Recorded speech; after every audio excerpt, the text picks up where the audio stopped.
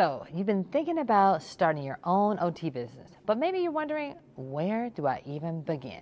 What niche should I choose? How do I get clients? What if I fail? Deep breath. You're not alone. 2026 is going to be one of the best years ever to start an occupational therapy business, and today I'm walking you step by step through exactly how you can do it. Hi, I'm Dr. Brandy Archie, occupational therapist and founder at OT Connected by AskSAMIE, the community where OTs build smarter and not busier. So this video is going to walk you through everything you need to know to start an OT business in 2026. And if you want to skip ahead, you can just check the chapters in the description below. So let's get to it. The first thing you need to start an OT business isn't a license or an LLC or a website. It's actually a mindset shift. In clinical practice, you are trained to follow systems. And as an entrepreneur, you're building the systems. And that requires confidence, clarity, and a willingness to learn as you go. And so here's the truth. You don't start a business because you're fearless. I'm certainly not fearless. You start because you're willing to test ideas, ask questions, make mistakes, and grow. So the same skills that make you a great OT, empathy, problem solving, creativity, seeing the big picture, those are all the same skills you need to make you a great founder. And you're not leaving OT behind, you're expanding it. So let's talk about the fun part, choosing your niche. Your business will work best when it's a direct response to a problem you already see every day. Here are the most successful OT business models for 2026. Number one is a mobile OT practice. This is great for aging in place, neuro rehab, and cognitive care. It has low overhead and really high flexibility. Virtual OT services. These are great for caregiver coaching, chronic condition support, ergonomics. It's ideal for reaching underserved areas, but also maximizing your time. 3 is consulting. Lots of ways to do this. Accessibility consulting, hospital workflow redesign, sensory room design, corporate wellness. 4 is something digital or a passive product business, like making an online course, creating caregiver guides, making OT toolkits for specific niches, building templates or downloadable programs. And number 5 is a hybrid private practice. It's your baby, so you can do it. A mix of in-person, virtual, and consulting. It really is all up to you. Your niche should actually sit at the intersection of your expertise and your passion and a real market demand. If people are already asking you for help in a certain area, well, that's where you should begin.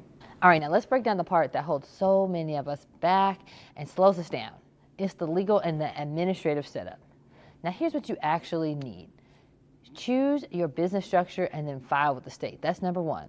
Most OTs and most businesses in general start with an LLC, which is common for liability protection. But you could start as a sole proprietor, and that's okay for early testing. You can use the knowledge base at OT Connected to dive deep about the pros and cons of different structures. And if that's not enough clarity, ask a CPA or an accountant. Just don't let it hold you up, because it can always be changed in the future if needed. I've done it. Get your EIN number, which is free at irs.gov. You need it for taxes and business banking. It's like your social security for your business. Then, number 3, open your business bank account. You need to keep your business and your personal finances separate. But in order to open one, you're going to need to have done steps 1 and 2. They are going to ask for that info. Number 3 is get professional liability insurance. Even if you're an all cash pay business, you need this. So pro liability, HPSO, BRICS are all common OT options. Number 5 is state licensing and scope. Check your state OT Practice Act to see the details about telehealth, consulting, wellness services, because some states require telehealth registration in addition to your license. And if you need help finding your state Practice Act, we actually have them all loaded inside the knowledge base at OT Connected for easy access. And number 6 is always remembering about HIPAA compliance. If you're collecting patient information, use HIPAA compliance systems. That will get you off to a great start. You do not need a lawyer for everything. You don't need a huge budget. You just need to be willing to take a step forward, even if you can't see the full path ahead. Now, let's build what you'll actually sell. Start simple. This is a key thing. Choose one offer from one of these categories to get started. Doesn't mean you won't do other things. Just start with one. So 1, cash pay OT service. Maybe it's an in-home falls assessment, or a dementia caregiver training, or Parkinson's exercise coaching, or ergonomic evaluations. Or within the digital product space, you might choose to make a caregiver course. It could be managing menopause coaching. or a home safety upgrade package, or accessibility audit for small businesses.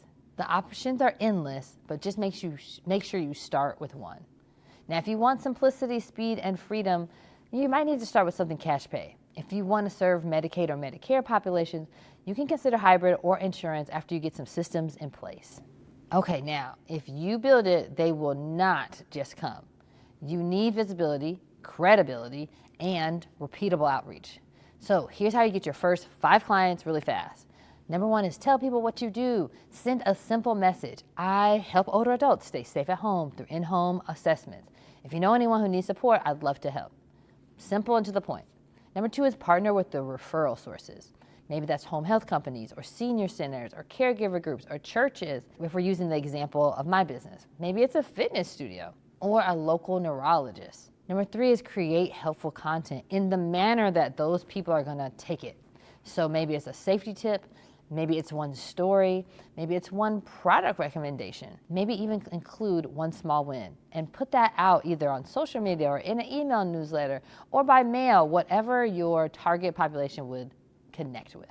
You could also consider hosting a free workshop, like 3 simple ways to prevent falls at home.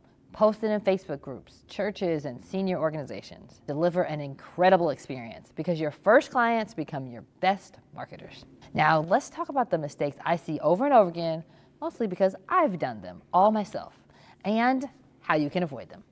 Number 1, waiting for everything to be perfect. You do not need the perfect logo, perfect website, or perfect offer. You need action because it will never be done. So just get going. Number 2 is building too many services at once. Focus on one clear offer for one target customer. I know you can do so many things and help so many people. We are OTPs and we have endless creativity and problem solving. But if you are trying to talk to everyone, you're really talking to no one. So start with one customer type first. Number 3 is only working in the business. Yes, you need to serve your clients, but you also need to grow your business. And if you only spend time seeing clients and don't take intentional time to plan on growing your business, you'll just be owning your own job, not running a business that gives you freedom to not always trade your time for money. Number 4 is not validating your ideas. Talk to real people, a lot of them, and ask and observe what frustrates them. Create a small solution quickly, get feedback, and repeat. This is customer discovery, and it is gold. Number 5 is doing everything manually. You really should try to automate as many processes as you can early on so you can free up your time because there's not enough of it. So scheduling, invoices, email follow-ups are all good candidates for automation. These tools will save you hours, money, and headaches. Your essential startup toolkit includes these kinds of things. You need something for scheduling. Maybe it's Calendly or the tools inside your EMR. Email marketing. I like MailChimp. ConvertKit also works fine. You got to build a website that you can then update. So try Shopify or Wix. To do invoicing, you can use QuickBooks, Stripe, or Square. They're all really easy to use. For a knowledge base to put all your information into one place, consider setting up your Google Workspace or using Notion. For telehealth, use Doxy or Zoom, HIPAA. And for community and mentorship, use OT Connected. Inside OT Connected by AskSAMIE, we give you templates, starter systems, and CEUs from OTs who are actually doing this kind of work so you don't have to figure it out all alone. Now, if you're thinking about starting an OT business in 2026, now is the time.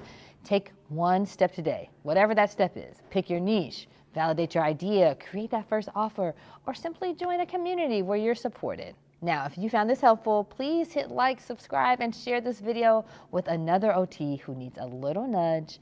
And if you're ready to build your business with support, join us inside OT Connected. I will see you in the next video.